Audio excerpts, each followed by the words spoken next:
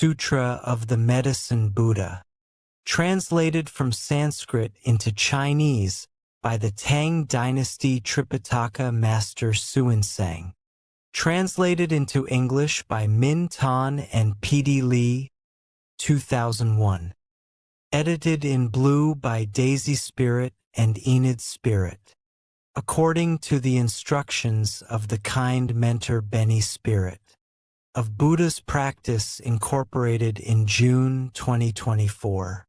Thus have I heard, once Buddha Sakyamuni, the world-honored one, was traveling throughout the various lands to teach and convert the people. When he arrives in Vaisali, he rested under the tree of music, accompanied by 8,000 great bhiksus. An immeasurably great assembly, including 36,000 great bodhisattvas as well as kings, great ministers, Brahmins, laymen and women, the 8 types of divinities and other human and non-human beings, gathered respectfully around the Buddha as he preached the Dharma. At that time, the Bodhisattva Manjusri, Prince of the Dharma, receiving the awesome spiritual power of the Buddha, rose from his seat, adjusted his robe to bare his shoulder and knelt on his right knee.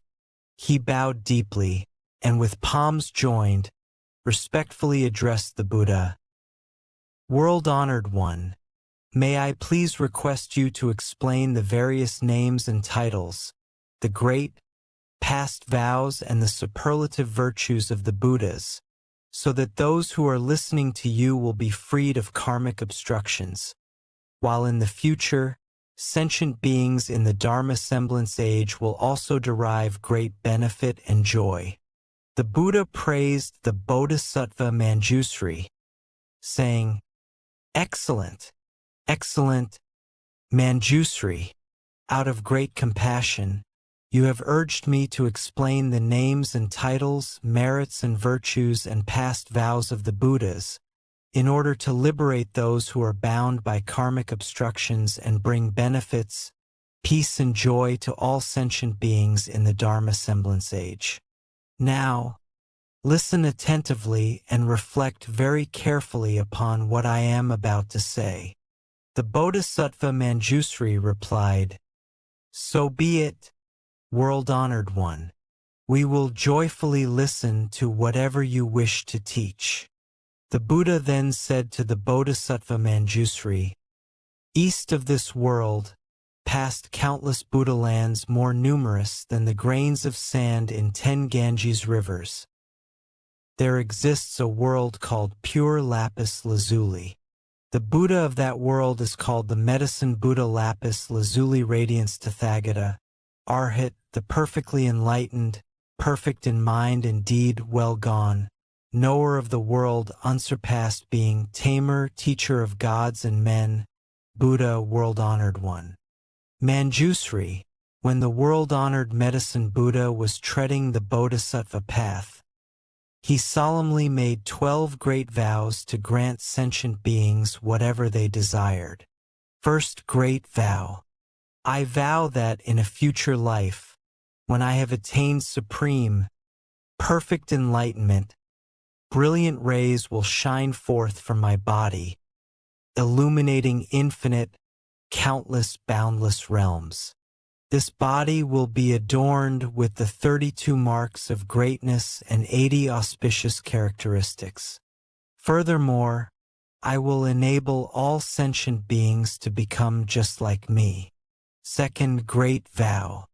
I vow that in a future life, when I have attained supreme enlightenment, my body, inside and out, will radiate far and wide the clarity and flawless purity of lapis lazuli. This body will be adorned with superlative virtues and dwell peacefully in the midst of a web of light more magnificent than the sun or moon. The light will awaken the minds of all beings dwelling in darkness, enabling them to engage in their pursuits according to their wishes. Third great vow. I vow that in a future life, when I have attained supreme enlightenment, I will, with infinite wisdom and skillful means, provide all sentient beings with an inexhaustible quantity of goods to meet their material needs. They will never want for anything. Fourth Great Vow. I vow that in a future life, when I have attained supreme enlightenment, I will set all who follow heretical ways upon the path to enlightenment. Likewise, I will set those who follow the Sravaka and Pratika Buddha ways onto the Mahayana path. Fifth Great Vow. I vow that in a future life, when I have attained supreme enlightenment, I will help all the countless sentient beings who cultivate the path of morality in accordance with my Dharma to observe the rules of conduct, precepts, to perfection, in conformity with the three root precepts. Even those guilty of disparaging or violating the precepts will regain their purity upon hearing my name and avoid descending upon the evil paths. Sixth Great Vow. I vow that in a future life, when I have attained supreme enlightenment, sentient beings with imperfect bodies, whose senses are deficient, who are ugly, stupid, blind, deaf, mute, crippled, hunchbacked, leprous, insane, or suffering from various other illnesses will, upon hearing my name, acquire well-formed bodies, endowed with intelligence, with all senses intact. They will be free of illness and suffering. Seventh Great Vow. I vow that in a future life, when I have attained supreme enlightenment, sentient beings afflicted with various illnesses, with no one to help them, nowhere to turn, no physicians, no medicine, no family, no home, who are destitute and miserable will, as soon as my name passes through their ears, be relieved of all their illnesses. With mind and body peaceful and contented, they will enjoy home, family, and property in abundance, and eventually realize unsurpassed supreme enlightenment. Eighth Great Vow. I vow that in a future life, when I have attained supreme enlightenment, those women who are extremely disgusted with the 100 afflictions that befall women and wish to abandon their female form, will, upon hearing my name, all be reborn as men. They will be endowed with characteristics of Buddhas and eventually realize unsurpassed supreme enlightenment. Ninth Great Vow.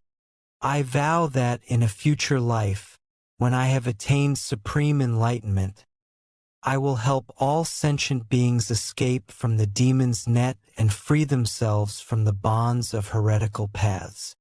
Should they be caught in the thicket of wrong views, I will lead them to correct views, gradually inducing them to cultivate the practices of Bodhisattvas and swiftly realize supreme, perfect enlightenment.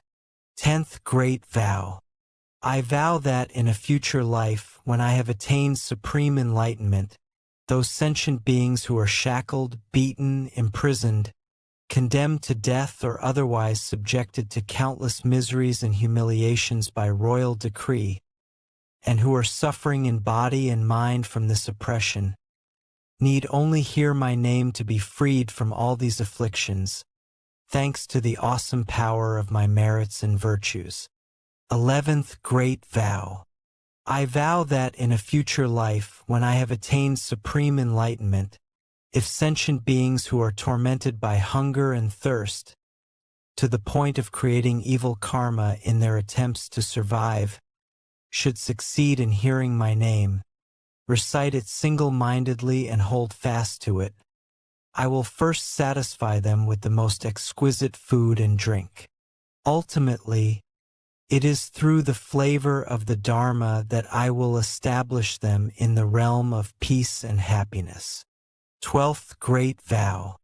I vow that in a future life, when I have attained supreme enlightenment, if sentient beings who are utterly destitute, lacking clothes to protect them from mosquitoes and flies, heat and cold, and are suffering day and night, should hear my name, recite it single-mindedly and hold fast to it, their wishes will be fulfilled.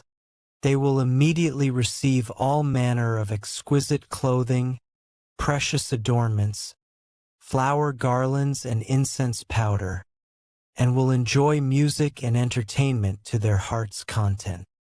Manjusri, these are the 12 sublime vows made by the world-honored medicine Buddha Lapis Lazuli Radiance Tathagata, Arhat, the perfectly enlightened, when he was cultivating the Bodhisattva path.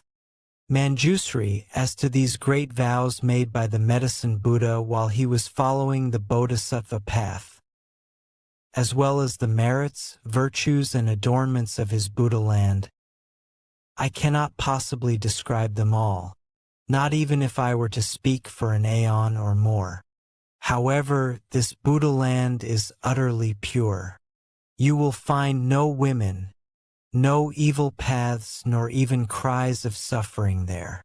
In this land, the ground is made of lapis lazuli, the boundaries are demarcated with golden cords, the towns, towers, palaces, pavilions, as well as the balconies, windows, and draperies are all made of the 7 treasures.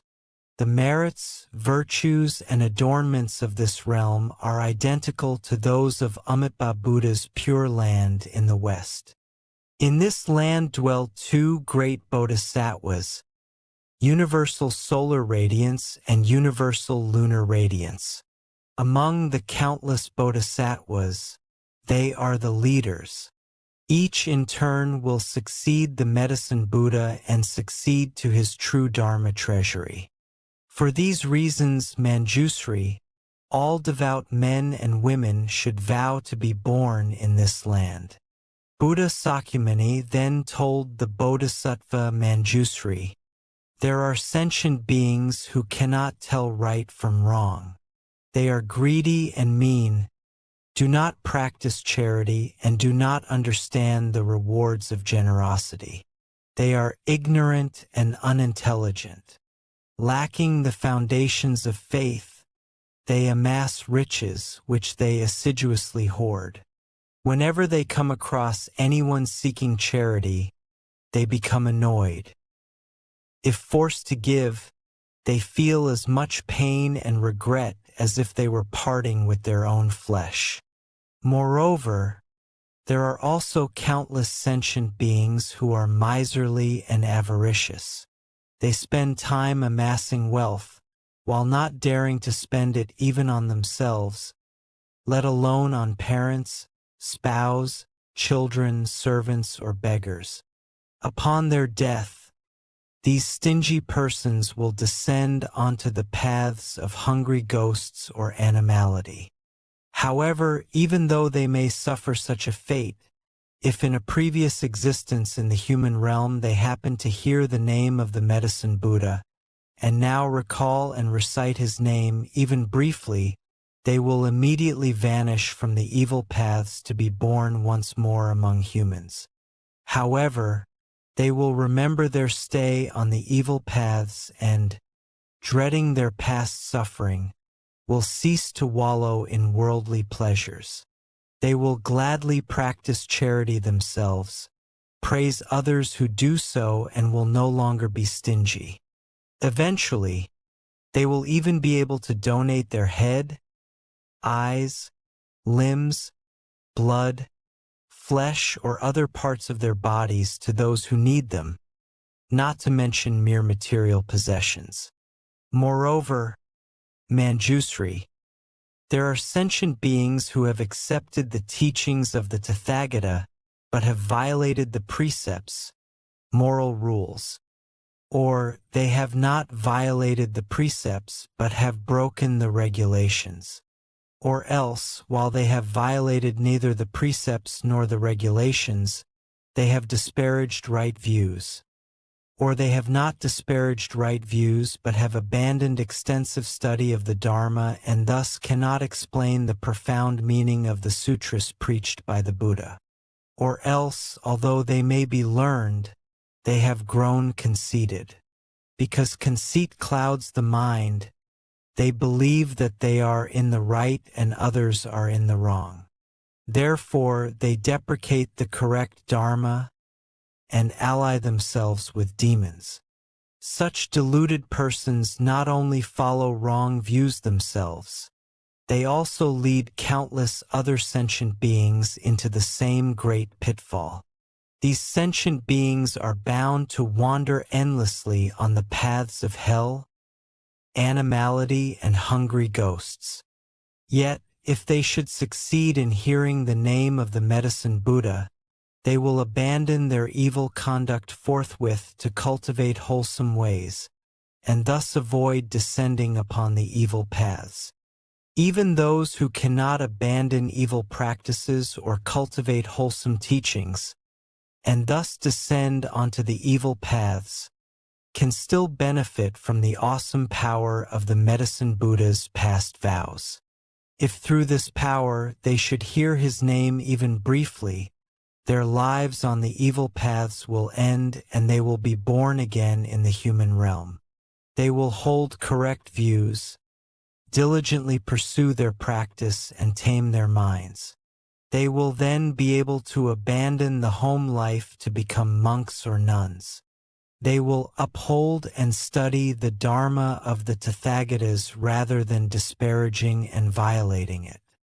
With correct views and extensive study, they will fathom the extremely profound meaning of the teachings, abandon all conceit, and cease to disparage the correct Dharma. They will no longer have demons as companions, but will gradually cultivate the practices of Bodhisattvas and swiftly perfect them. Moreover, Manjusri, there are sentient beings who are avaricious, envious, jealous, and accustomed to praising themselves and disparaging others. They are bound to sink onto the three evil paths, suffering intense misery for countless thousands of years. When this intense suffering comes to an end, they will be born in the human world as oxen, horses, donkeys, or camels. Often beaten and mistreated, they will suffer hunger and thirst and constantly travel along the road carrying heavy loads. If they succeed in returning as human beings, they will be among the poor and lowly, always serving others, constantly receiving orders, never being free. However, if any of them, in a former incarnation as a human being, have heard the name of the world-honored Medicine Buddha and, as a result of this good cause, now remember and single-mindedly take refuge in him, they will, thanks to this Buddha's spiritual powers, escape all suffering. Their senses will be sharp and they will be wise and learned, constantly seeking the supreme teachings and meeting with Buddhas or Bodhisattvas. They will break forever through Mara's net, smash the shell of delusion, dry up the river of afflictions, and thus escape all the worry and suffering of birth, old age, disease, and death. Moreover, Manjusri, there are sentient beings who love to quarrel, create schisms, and engage in legal disputes. They constantly make themselves and others suffer, creating and increasing all kinds of evil karma with body, speech, and mind. They plot against one another without mercy, while invoking the spirits of mountains, forests, trees, and tombs. They kill sentient beings and use their flesh and blood to propitiate the Yaksa and Rakshasa demons.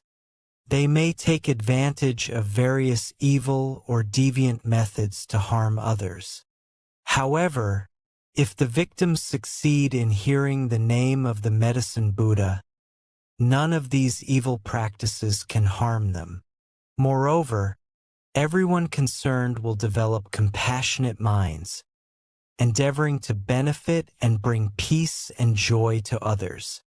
They will abandon their harmful thoughts and their angry, spiteful minds, and all parties will be happy and satisfied with what they have. They will cease to encroach upon others, but will instead seek to benefit one another. Moreover, Manjusri within the fourfold assembly of bhiksus, bhiksunis, upasakas, and upasikas, as well as among other men and women of pure faith, there are those who are able to adhere to the 8 precepts for a full year or for 3 months a year, dedicating these good roots toward rebirth in the Western Pure Land of Amitabha, the Buddha of infinite life, so as to listen to the correct Dharma. If their rebirth in the Pure Land is still uncertain, but they hear the name of the world-honored Medicine Buddha, then, at the time of death, 8 great Bodhisattvas, namely Manjusri, Avalokitesvara, Mahasthamaprapta, Akshayamati, Ratnakandana, Vaishajyaraja, Vaishajya and Maitreya will traverse space and descend to show them the way. They will thereupon be reborn spontaneously in jeweled flowers of many hues. Moreover, there are those who are born in the celestial realms, thanks to hearing the name of the Medicine Buddha. Despite their birth in the celestial realms, their good roots are still not exhausted, and thus they will not be born again on the evil paths. When their lifespan in the celestial realms comes to an end, they may return to the human world as wheel-turning kings, ruling over the 4 continents around Mount Sumeru. With awesome virtues and ease, they will set countless hundreds of thousands of sentient beings onto the path of the 10 virtues. Or else, such persons may be born as Kshatriyas, the military ruling class, or Brahmins or laymen of great families, with abundant wealth and overflowing granaries and storehouses. They will be endowed with noble features, numerous family members and retainers, as well as intelligence, wisdom, bravery, vigor, and the imposing demeanor of a great hero.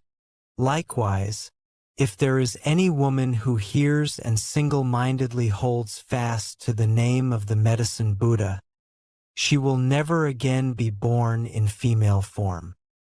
Manjusri, after the Medicine Buddha attained Supreme Enlightenment, he realized, by virtue of his past vows, that sentient beings endured various diseases. Some were the targets of black magic or various poisons, while others suffered short lives or untimely death. At that time, seeking to put an end to these miseries and fulfill the desires of sentient beings, he entered a samadhi called eliminating all the suffering and afflictions of sentient beings. Once he entered that samadhi, a brilliant light shone forth from his ana as he uttered a great therni. Namo Bhagavate Vaishajaya Guru Vedurya Prabharjaya Tathagataya. Art hate Samyak Sambadhaya Tadayatha. Om Baishaji Baishaji Baishajya Samadgates Vaha. As soon as the Medicine Buddha, in his radiance, had uttered this therni, the entire cosmos rumbled and shook. Brilliant lights shone forth, allowing all sentient beings to escape disease and suffering and enjoy peace and happiness. Manjusri, if you come across any man or woman suffering illness, you should constantly cleanse him, bathe him, and rinse his mouth. You should single-mindedly recite this therni 108 times on his behalf, over his food, medicine, or water from which insects have been removed. Once he has consumed the food or drink, his illness and suffering will disappear. If the patient has a particular wish and single-mindedly recites this therni, his wish will be fulfilled. He will be free of disease, enjoy a longer life, and, at death, be born in the realm of the Medicine Buddha. He will then be beyond retrogression and eventually realize supreme enlightenment. Therefore, Manjusri, any man or woman who single-mindedly reveres and respectfully makes offerings to the Medicine Buddha should constantly recite this dharni, never letting it out of his mind. Moreover, Manjusri, upon hearing the various names of the Medicine Buddha Lapis Lazuli Radiance Tathagata, Arhat, the perfectly enlightened, men and women of pure faith should recite and hold fast to this name. Each morning at dawn, having bathed themselves and cleaned their teeth, they should make offerings of fragrant flowers, incense, perfume, and various kinds of music before an image of this Buddha. Furthermore, they should copy this sutra or have others do so, as well as single-mindedly recite it and listen to explanations of its meaning. They should offer all the necessities of life to the Dharma masters who teach this sutra, making sure they lack nothing. In this way, devout men and women will be under the protection of the Buddhas. All their wishes will be fulfilled and they will eventually realize supreme enlightenment. The Bodhisattva Manjusri then respectfully addressed the Buddha, "O world-honored one, I vow that in the Dharma semblance age, I will use every skillful means to help men and women of pure faith hear the name of the world-honored Medicine Buddha. Even in their sleep, I will awaken their consciousness with the name of this Buddha.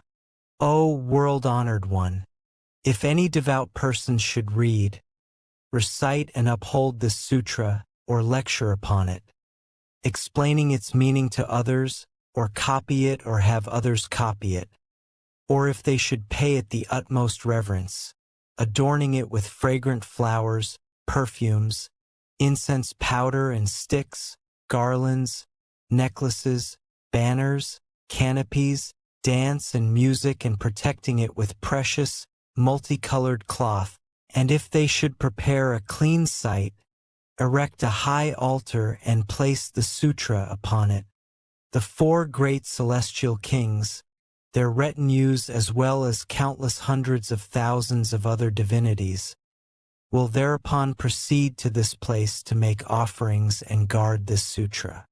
World-honored one, wherever this treasure of a sutra has spread and there are people capable of upholding it, you should know that, thanks to the Medicine Buddha's past vows, his virtues and the power of his name, the place will be free of untimely death. In that place, there will no longer be evil demons or spirits to sap the vital energy of the people. Even if there were, these devout men and women would recover, enjoying good health and peace of mind. The Buddha then spoke to Manjusri, so be it, Manjusri. It is just as you say.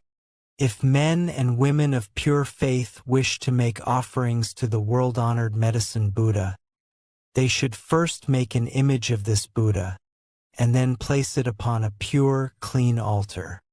They should scatter all kinds of flowers, burn all varieties of incense, and adorn the place with banners and pennants.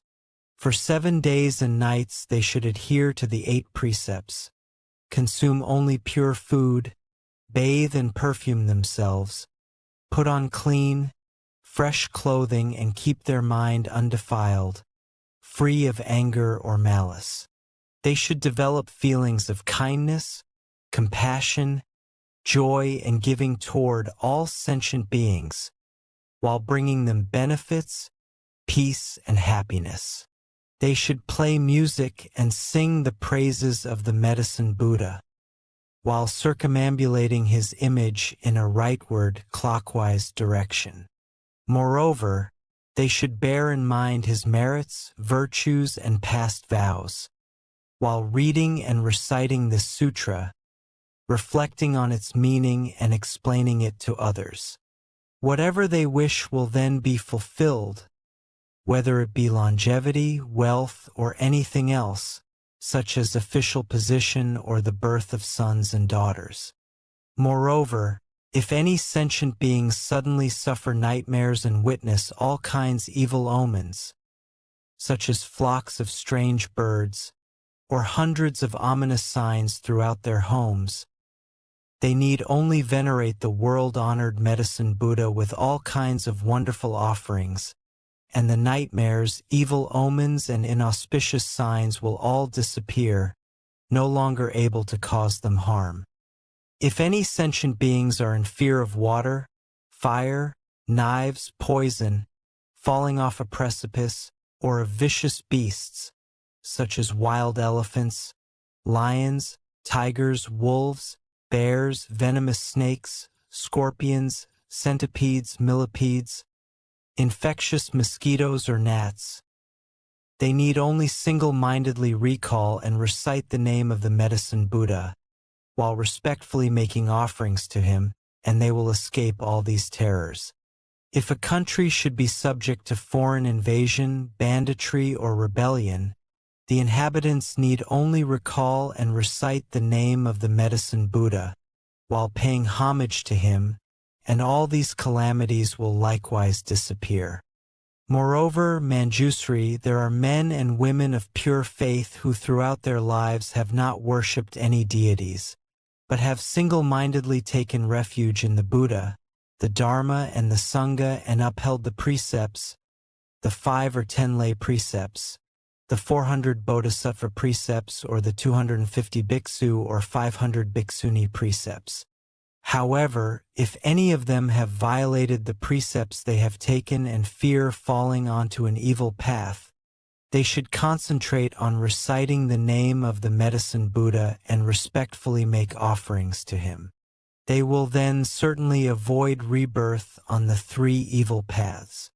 If women who experience extreme pain during childbirth can, with utmost sincerity, recite the name of the medicine Buddha, praise, venerate, and make offerings to him, they will be relieved of their suffering. The children born to them will be without defects, attractive in appearance, causing those who see them to rejoice. They will be endowed with keen senses and intelligence, along with a quiet disposition. They will seldom become ill, nor will evil spirits sap their vital energy. The world-honored one then asked Ananda, I have just extolled the merits and virtues of the world-honored medicine Buddha. These merits and virtues are the extremely profound practices of all Buddhas, but are difficult to explain. Do you have faith in them or not? Ananda respectfully replied, O great virtuous world-honored one, I do not have any doubts about the sutras preached by the Tathagatas. Why? It is because the Tathagatas' karma of body, speech, and mind are all pure. O world-honored one, the sun and the moon may fall, Mount Sumeru, the majestic king of mountains, may tremble, but the words of the Buddhas can never change.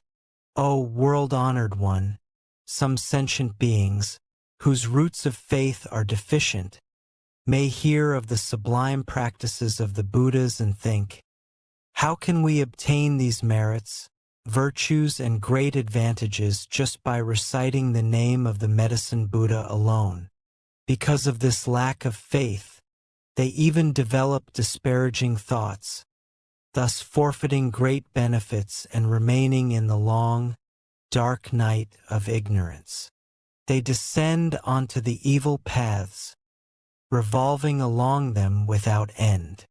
The Buddha then said to Ananda, if these sentient beings should hear the name of the world-honored medicine Buddha, single-mindedly recite and hold fast to it without harboring doubts, then it will be impossible for them to sink onto the evil paths. O Ananda, these extremely profound practices of the Buddhas are difficult to believe in, difficult to understand. Yet you are now able to accept them. You should realize that this is all due to the awesome power of the Tathagatas. O Ananda, even the Sravakas, Prataka Buddhas, and Bodhisattvas who have not reached the 10 grounds, stages, cannot understand and believe in this truth. Only the Bodhisattvas who are one lifetime away from Buddhahood can. O Ananda, a human rebirth is difficult to achieve. However, to believe in, respect, and honor the Triple Jewel is even more difficult. To hear the name of the world-honored Medicine Buddha is more difficult still. O Ananda, the Medicine Buddha has cultivated countless bodhisattva practices, employed countless skillful means, and made countless far-reaching vows. If I were to take an aeon or more to recount them, the aeon would come to an end before I could exhaustively describe all these wonderful practices, vows, and skillful means. At that time, a great bodhisattva in the assembly, named Salvation, arose from his seat, adjusted his robe to bare his right shoulder, knelt on his right knee, bowed, and, with palms joined, respectfully addressed the Buddha. O great virtuous world-honored one, in the Dharma semblance age, there will be sentient beings who suffer numerous calamities, and are always sick and emaciated, unable to eat or drink, their throats dry and lips parched, their eyes seeing darkness everywhere. As the signs of death appear, they are surrounded by parents, family, friends, and the ones who master the wonderful Dharma weeping and lamenting. As such a patient lies in bed, he sees the messengers of Yama arrive to lead his consciousness before this king of justice. Now, all sentient beings have inborn spirits who record everything they do, both their transgressions and their merits. These spirits then present the patient's entire record to King Yama. At that time, the king questions the dying person and tabulates his good and bad karma before deciding upon his fate. If, at that point, the relatives and the ones who are proficient in wonderful dharma of the patient are able to take refuge in the world-honored Medicine Buddha on his behalf, invite monks and nuns to recite this sutra, light 7-tiered lamps, and hang multicolored longevity banners, his consciousness may return then and there, and he will see himself clearly as though in a dream. Or else, after 7, 21, 35, or 49 days, when his consciousness returns, as if awakening from a dream, he will recall his good and bad karma and the consequences thereof. Having personally witnessed the consequences of karma, he will never again create evil karma, even if his life is in danger. Therefore, men and women of pure faith should uphold the name of the Medicine Buddha, venerate and make offerings to him according to their means. Ananda then asked the Bodhisattva Salvation, "Good man, how should we venerate and make offerings to the world-honored Medicine Buddha, and how should we make the longevity penance and lamps?" The Bodhisattva Salvation replied, "Virtuous one, in order to help the patient recover, you should adhere to the 8 precepts for 7 days and 7 nights, make offerings of food, drink, and other necessities to a group of monks and nuns in accordance with your means, pay homage and respectfully make offerings to the world-honored Medicine Buddha 6 times a day, and recite this sutra 49 times. You should light 49 lamps, make 7 images of the Medicine Buddha and place 7 lamps, each as large as a cartwheel, before each image, letting them burn continuously for 49 days and nights. You should also make multicolored banners, 49 hand lengths long. Furthermore, you should release 49 species of animals, thus sparing their lives. The patient may then escape danger and will not be under the sway of evil demons, nor subject to untimely death. Moreover, Ananda, when the anointed Kshatriya kings find themselves beset by calamities, such as epidemics, foreign invasion, internal insurrection, an adverse alignment of the stars, an eclipse of the sun or the moon, unseasonable storms, or a failure of the monsoons, they should develop compassionate feelings toward all sentient beings.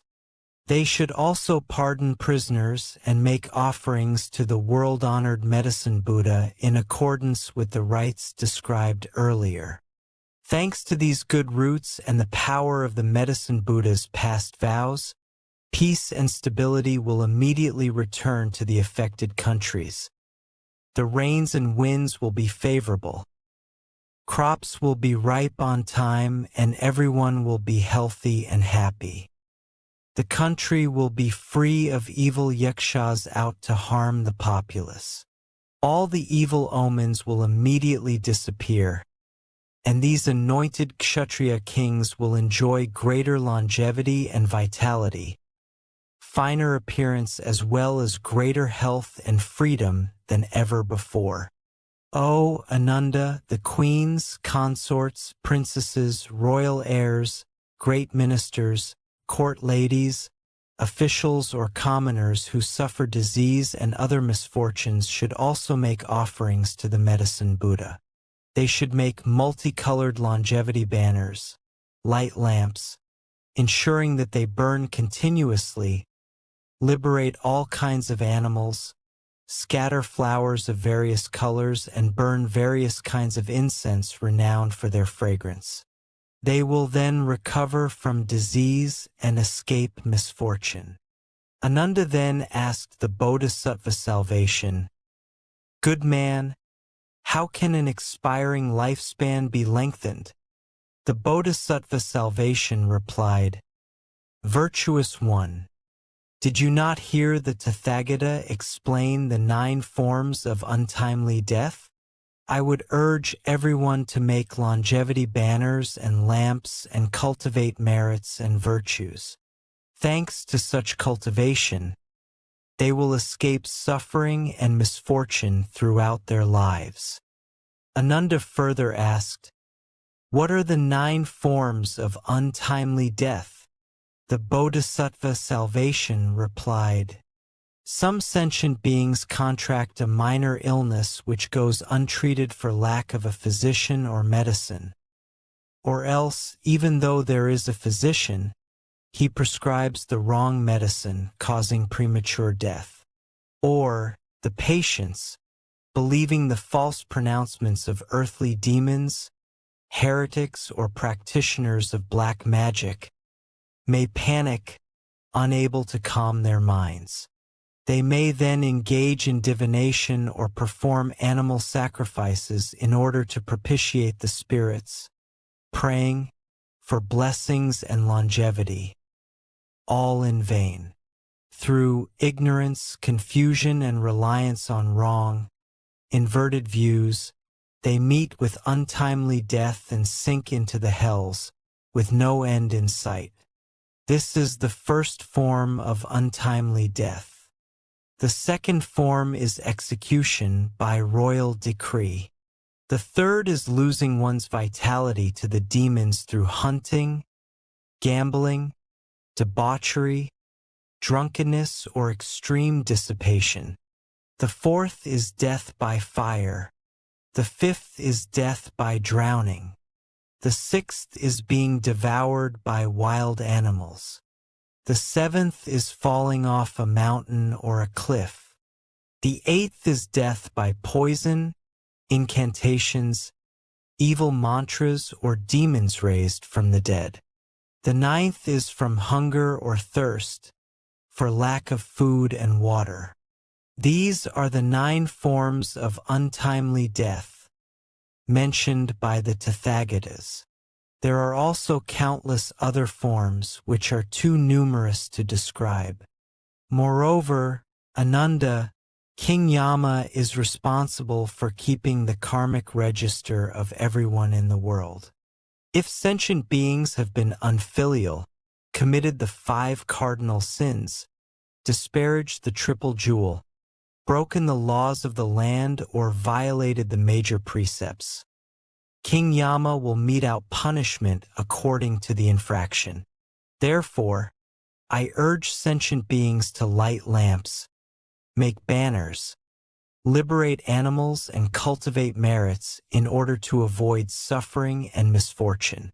At that time, there were 12 powerful Yaksa generals in the great assembly named Kambira, Vajra, Mahira, Andira, Anila, Sundila, Indra, Padra, Makura, Sindura, Katura, and Vikarala. Each was accompanied by a retinue of 7,000 yaksas. They all raised their voices in unison and said respectfully to the Buddha, "O world-honored one, today, thanks to the Buddha's awesome power, we have succeeded in hearing the name of the medicine Buddha and no longer fear descending onto the evil paths. Together, with one mind, we take refuge in the Buddha, the Dharma, and the Sangha for the rest of our lives and pledge to support all sentient beings, bringing them genuine benefits and joy. Wherever this sutra circulates or wherever there are sentient beings who hold fast to the name of the medicine Buddha and respectfully make offerings to him, whether in villages, towns, kingdoms, or in the wilderness, we will all protect them. We will release them from all suffering and calamities and see to it that all their wishes are fulfilled. Sentient beings afflicted by disease or calamity and wishing to escape should also read or recite this sutra. They should knot our names with multicolored strands, untying them when their wishes are fulfilled." Thereupon, Buddha Sakyamuni praised the great Yaksa generals with these words, good indeed, great Yaksa generals. Those of you who wish to repay the benevolence and the virtues of the world-honored medicine Buddha should always benefit and bring joy to all sentient beings in this way." Ananda then asked the Buddha, "World-honored one, what should we call this teaching, and how should we adhere to it and put it into practice?" Buddha Sakyamuni replied to Ananda, "This teaching is called the past vows, merits, and virtues of the medicine Buddha, or the dharni of the vows of the 12 Yaksa generals to benefit sentient beings or eradicating of all karmic obstacles. You should uphold it as such." When Buddha Sakyamuni finished speaking, the great Bodhisattvas, as well as the great Sravakas, kings, ministers, Brahmins, laypersons, Devas, Nagas, Yaksas, Gandharvas, Asuras, Garudas, Kinnaras, Maharagas, and other human and non-human beings all rejoiced at the Buddha's words. They faithfully accepted them and put them into practice. Sutra of the Medicine Buddha Lapis Lazuli Radiance Tathagata. His past vows, merits, and virtues. Homage to the Medicine Buddha's great assembly of Buddhas and Bodhisattvas.